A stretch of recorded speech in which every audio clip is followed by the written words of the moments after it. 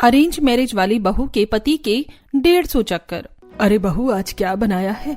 रसोई से इतनी अच्छी खुशबू आ रही है। मम्मी कुछ खास नहीं, बस इनकी पसंद का सूजी का हलवा, साथ में कड़ी पकौड़ा, चावल और मिक्स वेज के साथ लच्छा पराठा। निकिता और अनिल की नई नई शादी हुई है। ये अरेंज मैरिज है। निकिता कभी खाना बनाकर तो कभी अच्छे से तैयार होकर अनिल का दिल जीतने की पूरी कोशिश कर रही है। थोड़ी देर में सारा खाना बन जाता है। निकिता एक एक करके सब चीजें टेबल पर लगा देती है।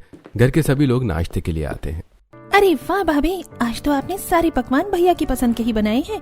वैसे भैया, आप तो बड़ी चुपचाप सब खाए जा रही हो, भाभी की तारीफ नहीं करोगे आप? अरे खाना इतना टेस्टी बना है कि भैया का बीच में बोलने का मन ही नहीं कर रहा है ना भैया? हाँ, सब ठीक बना है। अनिल बिना कोई खास तरीके से तारीफ किए डाइनिंग टेबल से उठकर ऑफिस जाने के लिए तैयार होने लगता है। तभी निकिता किचन से लंच बॉक्स लेकर उसके पास आती है। मैंने इसमें आपका खाना पैक कर दिया है, आप टाइम से खा लेना। अरे मैं छोटा बच्चा थोड़ी हूँ जो लंच बॉक्स लेकर जाऊंगा, और ना ही कोई एम्प्लॉय हूँ। मैं कंपनी चलाता हूँ, वहां का ओनर हूँ।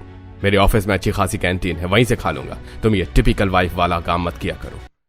इतना कहकर अनिल ऑफिस के लिए निकल जाता है, लेकिन निकिता का दिल टूट जाता है। सुबह जल्दी उठकर उसने इतने सारे पकवान बनाए और जिसके लिए बनाए उसे तो कोई फर्क ही नहीं पड़ा। फिर भी वो सब कुछ नजरअंदाज करके घर के काम में लग जाती है। और कुछ दिन बाद, सविता, आज तो पड़ोस वाले भाई साहब के यहाँ दावत है।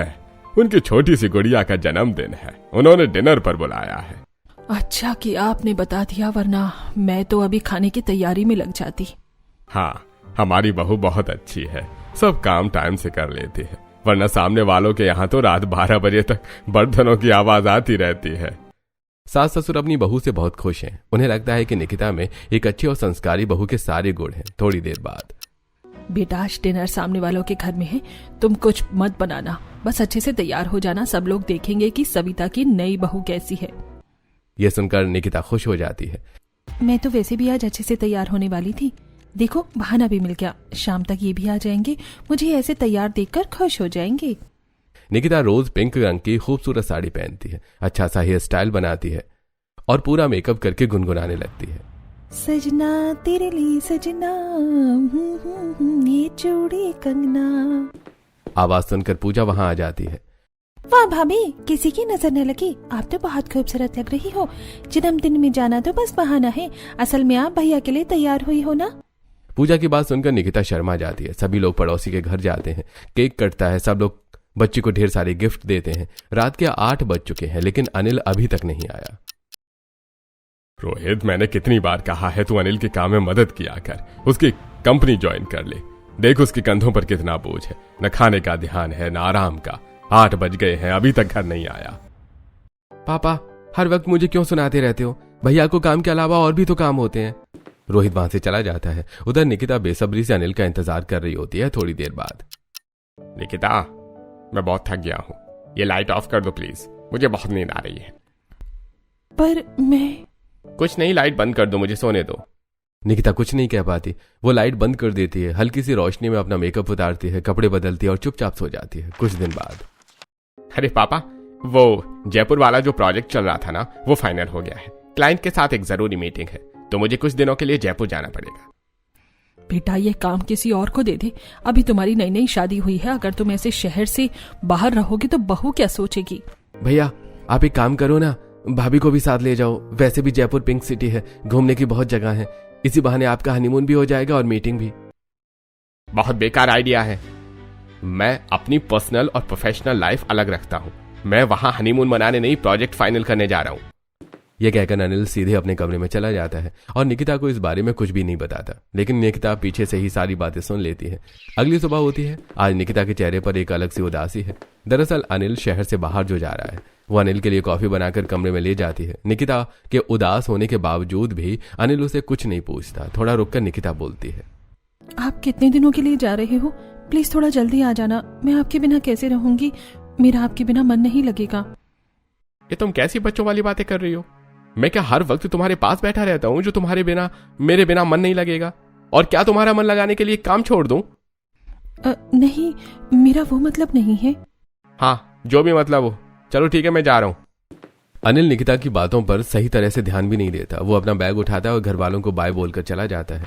इधर अनिल को घर से गए हुए 3-4 दिन हो गए हैं। निकिता अपना घर का काम करती है और फ्री होते ही अनिल को कॉल कर देती है, लेकिन अनिल उसे 2-4 बातें करके तुरंत ही फोन रख देता है। एक दिन निकिता अपने कमरे में चुपचाप सी बैठी होती है, तभी उसके पास पूजा आती है। भाभी भैया की याद आ रही है ना? तभी आप इतनी चुप चुप सी थी। आज आपने खाना भी ठीक से नहीं खाया। आप भैया से बात कर लो ना वीडियो कॉल पर, देख लो उन्हें, आपका मन अच्छा हो जाएगा। नहीं, वो आपके भैया बिजी होंगे ना। अभी मैंने की थी कॉल, उठाई नहीं उन्होंने। फ्री होकर खुद कर लेंगे कॉल बैक। थोड़ी देर बात करने के बाद पूजा अपने कमरे में चली जाती है। ऐसे कुछ दिन बीतते हैं। एक दिन निकिता रसोई में काम कर रही होती है कि तभी उसके फोन पर एक मैसेज आता है। मैसेज में लिखा होता है, तुम्हारे पति के 150 अफेयर हैं, यानी तुम्हारी 150 से ज्यादा सौतन है और तुम 151वीं हो। यह पढ़ते ही निकिता के हाथ से प्लेट फर्श पर गिरकर टूट जाती है। प्लेट के टूटने की आवाज सुनकर सविता रसोई में आती है। बहू क्या हुआ, तू ठीक तो है ना? मम्मी जी कुछ नहीं, मैं ठीक हूँ, ये गलती से हाथ से छूट गई। निकिता अपनी भावनाओं को छिपाते हुए सीधे कमरे में चली जाती है और मैसेज के बारे में सोचने लगती है। आखिर ये कौन है और मुझे इस तरह का मैसेज क्यों कर रहा है? हो सकता है ये इनके किसी ऑफिस के दोस्त ने किया हो। हमारी नई नई शादी हुई है, क्या पता कोई प्रैंक कर रहा हो। मुझे ज्यादा नहीं सोचना चाहिए। वो खुद को समझा लेती है और फिर से घर के कामों में लग जाती है। कुछ दिनों बाद अनिल भी बिजनेस ट्रिप से वापस आ जाता है। ऐसे कुछ दिन बीतते हैं और एक दिन सभी घर वाले हॉल में बैठे हुए होते हैं। तभी पूजा एक रील दिखाते हुए राजेश से कहती है, देखो पापा, आप कहते हो ना कि क्या होगा एमबीए करने से। इस लड़की ने एमबीए किया और ये अपना बिजनेस चला रही है। इसे बेस्ट बिजनेस वुमेन का अवार्ड मिला है। भैया मेरी एमबीए भी फाइनल होने वाली है। उसके बाद मैं भी आपका बिजनेस ज्वाइन करूंगी और एक्सपीरियंस लेकर अपना खुद का एम्पायर खड़ा करूंगी। पूजा की बात सुनकर सभी घर वाले हंसने लगते हैं। ऐसे कुछ दिन बीत रहे होते हैं। एक दिन शांता बुआ घर आती हैं। भाभी आप भी कमाल करती हो। इतने दिन हो गए मैंने रोहित के लिए रिश्ता बताया था और अभी तक कुछ जवाब नहीं दिया। आज मुझे खुद घर पर आना पड़ा। घर के सभी लोग एक साथ बैठे होते हैं। शांता बुआ सबको लड़की की फोटो दिखाती हैं। सबको लड़की बहुत पसंद आती है। अरे हमें तो लड़की बहुत पसंद है। तुमने रिश्ते के बारे में पहले बताया था, लेकिन फोटो तो आज ही दिखाई है। वैसे फाइनल डिसीजन तो रोहित ही लेगा। इस तरह घर वाले शांता बुआ से थोड़ा वक्त लेकर भेज देते हैं। थोड़ी देर बाद सविता रोहित से पूछती है, क्यों रोहित बेटा, तुझे कैसी लगी लड़की? हम हाँ कर दे। मम्मी लड़की अच्छी है, लेकिन मुझे कोई और लड़की पसंद है। दरअसल मैं आपसे बताना चाहता था, लेकिन मेरी हिम्मत ही नहीं हुई। अरे बेटा, पहले बताना था ना। अब हम शांता बुआ को क्या जवाब देंगे? अरे मम्मी बोल देना आप कुछ भी। वैसे भी मुझे पता है आप लोग मेरी खुशी में खुश हैं। हाँ बेटा, पर अब ज्यादा देर मत कर। देख, बाद में हमें पूजा की भी शादी करनी है, तो तू हमें लड़की से मिलवा दे। उसकी फैमिली से बात करके मिलकर कोई डेट फिक्स कर लेंगे। रोहित खुशी खुशी ज्योति को बताता है, ज्योति तुम्हें पता है मैंने घर वालों को अपनी शादी के लिए मना लिया। अरे वाह, ये तो एक सपने जैसा लग रहा है। तुम्हारी फैमिली इतनी आसानी से मान जाएगी, ये मैंने कभी नहीं सोचा था। हाँ हो गया है ऐसे ही। अब मेरे घर वाले तुम्हारी फैमिली से मिलना चाहते हैं। तुम घर पर बात करके मुझे बता देना। ज्योति अपने घर पर रोहित के बारे में बात करती है। उसके फैमिली रविवार के दिन रोहित की फैमिली को घर आने का निमंत्रण देती है। बहन जी, हमें तो आपकी बेटी बहुत पसंद है। बस अब हम और इंतजार नहीं कर सकते। जल्दी से इसे मेरे घर की बहू बनाकर भेज दीजिए। अरे हाँ बिल्कुल, लड़कियां तो पराई ही होती हैं। आप पंडित जी से अच्छा सा शादी का मुहूर्त निकलवा लीजिए। हम शादी के लिए तैयार हैं। दोनों फैमिली मिलकर पंडित जी से एक अच्छी सी शादी की तारीख फिक्स करवा देती है। तैयारियों में कुछ दिन बीत जाते हैं। आखिरकार रोहित और ज्योति की शादी हो ही जाती है। अब आज ज्योति का गृह प्रवेश है। देवरानी जी, दाएं पैर से कलश को गिराकर घर में प्रवेश कीजिए। मुझे आपके आने की इतनी खुशी हो रही है कि मैं शब्दों में बयान नहीं कर सकती। आप तो मेरी भी दो भाभी होंगी। मैं तो सोफे पर बैठकर रात चलाऊंगी। बड़ी भाभी मेरे लिए चाय बना दो और छोटी भाभी मेरे लिए पकौड़े बना दो। पूजा की बात सुनकर सब लोग हंसने लगते हैं। जैसे ही ज्योति कलश को गिराकर घर में आती है, उसके पैरों से ठीक से चला नहीं जाता। क्या हुआ ज्योति, तुम ऐसे क्यों चल रही हो? लहंगे की वजह से मुझे ये हील्स पहननी पड़ी और इनसे सूजन हो गई। ज्योति रोहित को अपना पैर दिखाती है। रोहित सबके सामने उसे गोद में उठा लेता है और दरवाजे तक लेकर जाता है। ये देखकर सब लोग मुस्कुराने लगते हैं।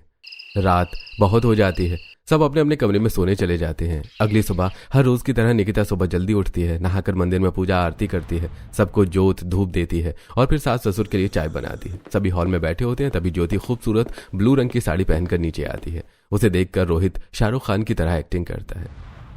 हे, अरे कोई बचाओ मुझे, मैं तो बेहोश हो गया। इतनी प्यारी बीबी है मेरी। अरे भगवान किसी की नजर ना लग जाए। रुको, मैं तुम्हारी नजर उतारता हूँ। रोहित बहुत सारे पैसे लेकर ज्योति की नजर उतारता है। भैया आप तो बहुत रोमांटिक हो। वैसे लव मैरिज में रोमांस ज्यादा ही होता है, मैं भी लव मैरिज ही करूंगी। आजकल के बच्चे भी बिल्कुल नहीं शर्माते, अपनी शादी की बातें भी खुद ही करते रहते हैं। अरे मम्मी, मॉडर्न जमाना है, छोड़ो आप ये सब। रोहित और ज्योति की नोकझोंक देखकर निकिता के मन में भी कई भाव उठते हैं, लेकिन अनिल कभी उसके साथ ढंग से बात भी नहीं करता। एक देवर जी हैं जो अपनी पत्नी का कितना ख्याल रख रहे हैं, और एक मेरे पति हैं जो कभी एक नजर मेरी तरफ देखते भी नहीं हैं। थोड़ी देर बाद ज्योति अपनी पहली रसोई करती है, सब मिलकर नाश्ता करते हैं। उसके बाद अनिल ऑफिस चला जाता है। इधर निकिता सारा काम खत्म करके अनिल को फोन करती है, लेकिन 30 सेकंड्स बाद ही अनिल फोन काट देता है। अरे क्या हुआ, कैसे गिर गई आप? आइए मेरे साथ बैठिए, ज्यादा लगी तो नहीं? नहीं, पता नहीं कैसे पैर फिसल गया, मैंने ध्यान नहीं दिया, यहाँ थोड़ा स्लोप है। अरे कोई बात नहीं, आप यहाँ बैठिए। रामू काका, फर्स्ट एड बॉक्स लेकर आइए। दरअसल अनिल अपने केबिन में बैठा होता है। बाहर से एक लड़की ऑफिस में आ रही होती है कि अचानक उसका पैर फिसल जाता है। अनिल निकिता को कॉल छोड़कर भागकर उसे संभालता है और फर्स्ट एड भी देता है। वो लड़की मन ही मन सोचती है, इतनी बड़ी कंपनी का मालिक होने के बाद भी इतना अच्छा दिल, सच में बॉस बहुत काइंड हार्टेड है। अनिल की इस हरकत से वो लड़की तो खुश हो जाती है, लेकिन कहीं ना कहीं वो अपनी पत्नी को खुश नहीं देख पा रहा था। कुछ दिन बाद, मुझे अपनी माँ के घर गए हुए कितने दिन हो गए हैं, मुझे माँ की बहुत याद आ रही है। आज ऑफिस जाते हुए मुझे मेरे मायके छोड़ देना और आधे समय ले आना। मेरे पास इन फालतू चीजों के लिए टाइम नहीं है। घर में इतनी सारी कार खड़ी हैं, ड्राइवर भी हैं। तुम्हें क्या मेरे साथ ही जाना है? हटो इधर से, मैं लेट हो रहा हूँ। हर बार की तरह अनिल निकिता को इग्नोर करके ऑफिस चला जाता है। निकिता बहुत उदास हो जाती है। उसकी उदासी ज्योति भी नोटिस करती है। पूजा भाभी इतने चुप चुप क्यों रहती हैं? और जब से मेरी शादी हुई है ये घर पर ही है, भैया इन्हें कहीं बाहर लेकर नहीं जाते क्या? भाभी आप जैसा सोच रही हो वैसा कुछ नहीं है। दरअसल अनिल भैया काम में बहुत बिजी रहते हैं, इसलिए भाभी का ध्यान नहीं रख पाते, पर भैया को उनका ध्यान रखना चाहिए ना। इतनी देर में निकिता तैयार होकर सविता के पास आती है। मामी जी, मैं अपनी माँ के घर जा रही हूँ, शाम तक आ जाऊंगी। सास से अनुमति लेकर निकिता ड्राइवर के साथ मायके के लिए निकल पड़ती है, लेकिन रास्ते में वो देखती है कि अनिल सड़क पर कार रोकता है। कार से उतरकर साइड वाली सीट की विंडो खोलता है और एक मॉडर्न लड़की को लिफ्ट देता है। इनके पास बस मेरे लिए ही टाइम नहीं है, दूसरों के लिए तो ये कुछ भी कर सकते हैं। इस तरह की बातें सोचते हुए निकिता अपने घर आ जाती है। वो अपनी माँ के पास बैठकर पूरे दिन बातें करती है और शाम को वापस ससुराल लौट आती है। जैसे ही वो अपने कमरे में जाती है, उसके फोन पर एक मैसेज आता है। ये किसका मैसेज है? निकिता चैट खोलकर देखती है। उसमें अनिल एक खूबसूरत लड़की का हाथ पकड़े बैठा होता है। ये सब देखकर वो हैरान रह जाती है, लेकिन किसी से कुछ नहीं कहती। दूसरी तरफ रोहित और ज्योति अपना हनीमून मनाने के लिए मनाली गए हुए हैं। रोहित, ये पोस्ट कैसा लग रहा है? परफेक्ट। अब एक किस वाली फोटो भी डाल देते हैं। ज्योति रोहित को किस करते हुए, उसे गले लगाते हुए ढेर सारी पोस्ट अपलोड कर देती है।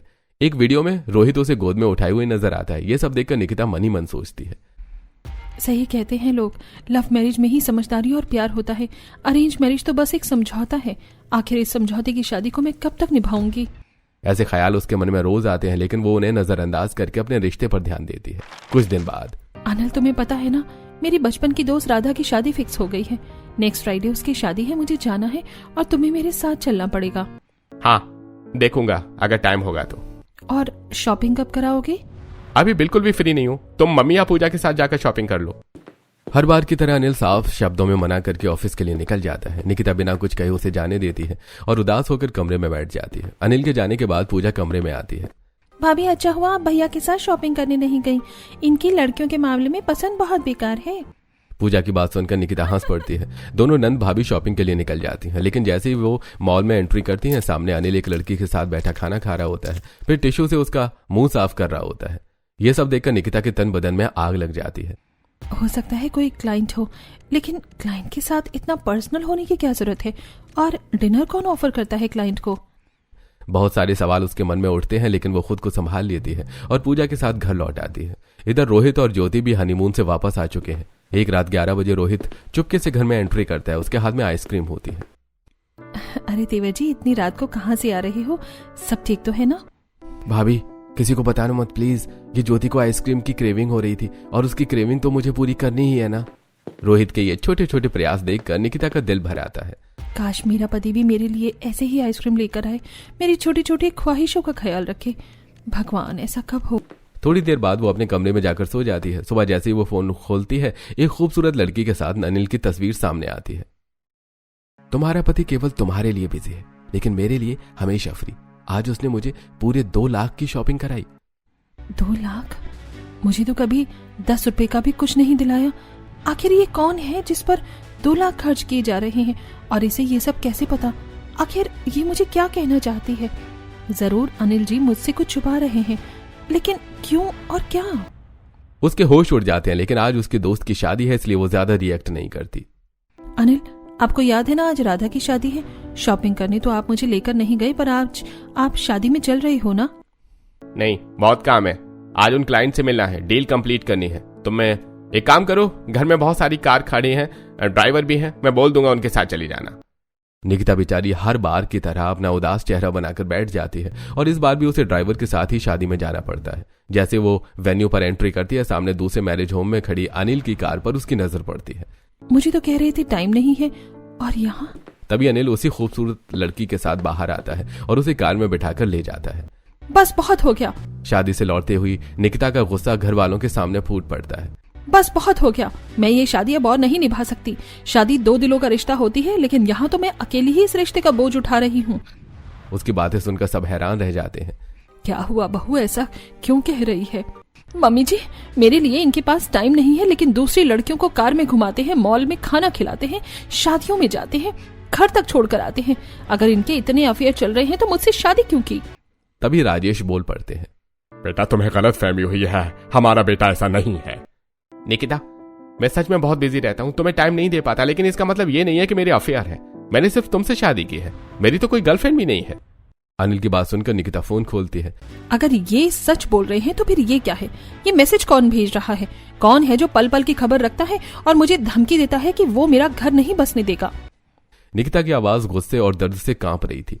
बस अब बहुत हो गया, मैं इस घर में अब और नहीं रहूंगी। घर का माहौल एकदम सन्नाटे में बदल जाता है और सबकी नजरें अब अनिल पर टिक जाती हैं। निकिता अपना फोन टेबल पर रखकर कमरे में चली जाती है और गुस्से में पैकिंग करने लगती है। तभी ज्योति चुपचाप वो फोन उठाती है और सारे मैसेज ध्यान से पढ़ती है। अगर भाभी की बात सच है तो आखिर कौन है ये लड़की जो भैया को ब्लैकमेल कर रही है और इनका घर तोड़ने पर तुली हुई है? सच पता लगाना पड़ेगा, लेकिन उससे पहले भाभी को संभालना जरूरी है। ज्योति तुरंत निकिता के पास जाती है। भाभी, गुस्से में कोई भी फैसला नहीं लेना चाहिए। अगर आज आप इस घर से चली गई ना तो ये गलतफहमी सच बन जाएगी। आपका और भैया का रिश्ता टूटकर बिखर जाएगा। ज्योति की बात सुनकर निकिता फूट फूट कर रोने लगती है। ज्योति, तुम ही बताओ, शादी के बाद ये मुझे कहीं लेकर नहीं गए। जब भी कहती हूँ तुरंत बहाना बना देते हैं, लेकिन दूसरी लड़कियों के साथ घूमते नजर आते हैं। और वो मैसेज, वो फोटो, क्या वो सब झूठ है? आखिर मैं इन पर कैसे विश्वास कर लूं? ज्योति उसे गले लगाकर भरोसा दिलाती है। भाभी, मैं वादा करती हूँ इस सच का पता लगाकर रहूंगी। उधर रोहित अनिल को समझाता है। भैया, अगर ऐसा ही चलता रहा ना तो भाभी सच में मायके चली जाएंगी। आपको इस रिश्ते को टूटने से बचाना होगा। भाभी को टाइम दीजिए, उनका ख्याल रखिए। ऐसी रात बीत जाती है। अनिल पूरी रात करवटें बदलता रहता है, उसे नींद नहीं आती। निकिता ने उसे घर छोड़कर जाने की बात कहकर बिल्कुल डरा दिया था। अब उसे अपनी गलती का एहसास होता है। अगली सुबह, आखिर कौन है जो भैया के बारे में सब जानता है? कहीं भाभी का शक सच तो नहीं? आज सब पता लगा कर रहूंगी। ज्योति किचन में जाकर नाश्ते की तैयारी करती है। सब लोग साथ में नाश्ता करते हैं। अनिल ऑफिस के लिए निकल जाता है। ज्योति चुपचाप उसका पीछा करती है और सीधे ऑफिस पहुंच जाती है। रास्ते में वो प्रेग्नेंट महिला को देखकर अनिल कार साइड में रोकता है। आइए, मैं आपको छोड़ देता हूँ। वो उसके लिए दरवाजा खोलता है और उसे लिफ्ट देता है। थोड़ी देर बाद वो अपनी कंपनी में एंट्री करता है। ज्योति भी पीछे पीछे पहुंच जाती है। उसने फेस मास्क और काला चश्मा लगा रखा है ताकि अनिल उसे पहचान न सके। रिसेप्शन पर बैठी शालू रो रही होती है। अरे शालू, क्या हुआ? तुम रो क्यों रही हो? सर, घर वाले जबरदस्ती मेरी शादी करना चाहते हैं। मुझे वो शादी नहीं करनी। तुम रोना बंद करो, मैं तुम्हारे पापा से बात करूंगा, वो मेरी बात जरूर मानेंगे।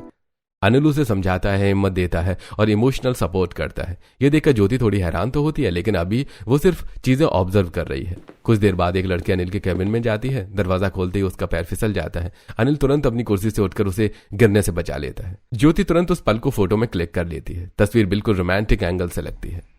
ओह, तो भाभी को जो फोटो भेज रही थी वो भी ऐसे ही एंगल से ली गई होगी। असलियत सी उनका उससे कोई लेना देना नहीं। तभी अचानक एक लड़की बिना परमिशन के केबिन में घुसती है। अनिल, तुम पहले ऐसे शख्स हो जिसने मुझे मना किया है। मैं अपने बाप की इकलौती बेटी हूँ, मुझे आज तक जो चाहा मिला है, लेकिन तुमने मुझे रिजेक्ट कर दिया। आखिर क्यों? मुझ में क्या कमी थी? दिव्या, तुम गलत समझ रही हो। तुम्हें कोई कमी नहीं थी, लेकिन जब तुमने मुझे प्रपोज किया तब मेरी शादी हो चुकी थी। क्या मैं अब अपनी पत्नी को छोड़ देता? हाँ, तुम्हें ऐसा ही करना चाहिए था। और अब देखना, मैं ऐसा करूंगी कि खुद तुम्हारी पत्नी तुम्हें छोड़ देगी। जस्ट वेट एंड वॉच, तुम्हारा घर बर्बाद करके रहूंगी। दिव्या गुस्से में धमकी देकर बाहर निकल जाती है। ज्योति ये सब सुन लेती है। ये कौन लड़की है जो भैया से ऐसे बोल रही है? आखिर पता लगाना पड़ेगा, लेकिन मैं क्या करूं? वो ऑफिस के बाहर खड़ी होकर रोने की एक्टिंग करने लगती है और फोन पर बात करने का नाटक करती है। सच में मैंने सोचा भी नहीं था कि अनिल मेरे साथ इतना बुरा करेगा। उसने मुझे धोखा दिया। ज्योति को रोता देखकर दिव्या का ध्यान उसकी तरफ जाता है। ये लड़की कौन है जो अनिल के लिए रो रही है? कहीं ये भी? दिव्या शक भरी नजरों से ज्योति की तरफ बढ़ती है और अब असली खेल शुरू होने वाला था। दिव्या सीधे ज्योति के पास जाती है। तुम कह रही थी कि अनिल ने तुम्हें धोखा दिया, मतलब तुम उसकी गर्लफ्रेंड हो क्या? ज्योति समझ जाती है कि यही मौका। वो दिव्या को बातों में उलझाने लगती है। हाँ, मैंने उससे बहुत प्यार किया, शादी भी करना चाहती थी, लेकिन उसने मेरा प्रपोजल ठुकरा दिया।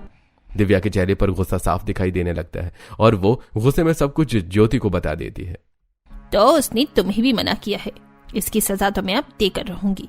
वैसे हमारी मंजिल एक ही है, अगर हम साथ में काम करें तो काम आसान हो जाएगा। हाँ बिल्कुल, लेकिन उसकी पत्नी को उसे छोड़ने पर मजबूर कैसे करेंगे?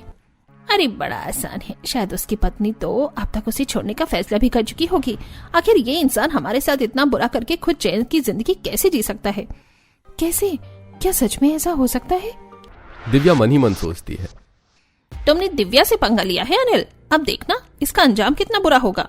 दिव्या रिसेप्शनिस्ट से अनिल का ऑल्टरनेट नंबर मांगती है। गलती से उसे घर का लैंडलाइन नंबर मिल जाता है। वो घर के लैंडलाइन पर कॉल करके निकिता का नंबर ले लेती है। उसके बाद हर तीसरे दिन निकिता को मैसेज भेजने लगती है। तेरे पति के 150 अफेयर हैं, तेरी 50 मॉडर्न सौतन है और तू उनमें से 5वीं है। ज्योति सब सुनकर हैरान हो जाती है। क्या सच में? नहीं तो क्या, इसके अलावा मैंने उसे सारी फोटो भी भेजी है। तभी दिव्या के पापा वहां आ जाते हैं और उसे अपने साथ ले जाते हैं। इधर ज्योति भी अपने ड्राइवर से गाड़ी घर की तरफ मोड़ने को कहती है। घर पर निकिता बेसब्री से ज्योति का इंतजार कर रही होती है। भाभी, मुझे सब पता चल गया। ज्योति पूरी सच्चाई निकिता को बता देती है। तभी अनिल भी घर पहुंच जाता है। भाभी ये देखिए आज की फोटो। अब भैया सॉरी, मैंने आपकी इजाजत के बिना आपका पीछा किया। मैं भाभी के मन से सारे डाउट्स खत्म करना चाहती थी। ज्योति वो फोटो दिखाती है जिसमें अनिल एक लड़की को गिरने से बचा रहा होता है। अरे ये तो सच में बहुत रोमांटिक फोटो लग रही है। हाँ, लेकिन ऐसा कुछ भी नहीं है। दरअसल उस लड़की का पैर फिसल गया था और भैया ने उसे बचा लिया। और ये दूसरी फोटो देखिए, इसमें भैया रिसेप्शनिस्ट को समझा रहे हैं क्योंकि उसके माँ बाप जबरदस्ती उसकी शादी करवाना चाहते थे। इन फोटो को देखकर तो किसी का भी मन बदल सकता है, यानी हमारी निकिता की कोई गलती नहीं है। निकिता, गलती मेरी है। मैं तुम्हें समय नहीं दे पाया, लेकिन यकीन करो मेरा कोई और के साथ कोई अफेयर नहीं है। मैं बस काम में व्यस्त था। अब तो तुम्हें विश्वास हो गया होगा। प्लीज मुझे माफ कर दो, मैं तुम्हें पूरा समय दूंगा। हम दोनों बाहर घूमने भी जाएंगे। वैसे भी मैंने कंपनी का आधा काम रोहित को हैंडओवर कर दिया है। ये सब सुनकर निकिता को सुकून मिलता है। आप वादा करो मुझे भी वैसे ही प्यार करोगे जैसे रोहित ज्योति से करता है। उसकी बात सुनकर सब हंसने लगते हैं। पक्का वादा, मैं रोहित से भी ज्यादा प्यार करूंगा तुमसे। तुम्हें केरल ट्रिप पर लेकर जाऊंगा। और ये देखो, मैंने पिछले हफ्ते ही हम दोनों की टिकट बुक करा दी है, लेकिन तुम मुझसे इतनी नाराज हो गई कि समझ ही नहीं आया कैसे मनाऊं। ज्योति की वजह से अनिल और निकिता के रिश्ते की सारी गलतफहमियां दूर हो जाती हैं। हम दोनों के बीच अब कोई नहीं आ सकता। उस दिव्या की तो औकात ही क्या है। यह सुनकर अनिल का दिल खुश हो जाता है और आखिरकार अनिल और निकिता अपनी जिंदगी खुशी खुशी बिताने लगते हैं।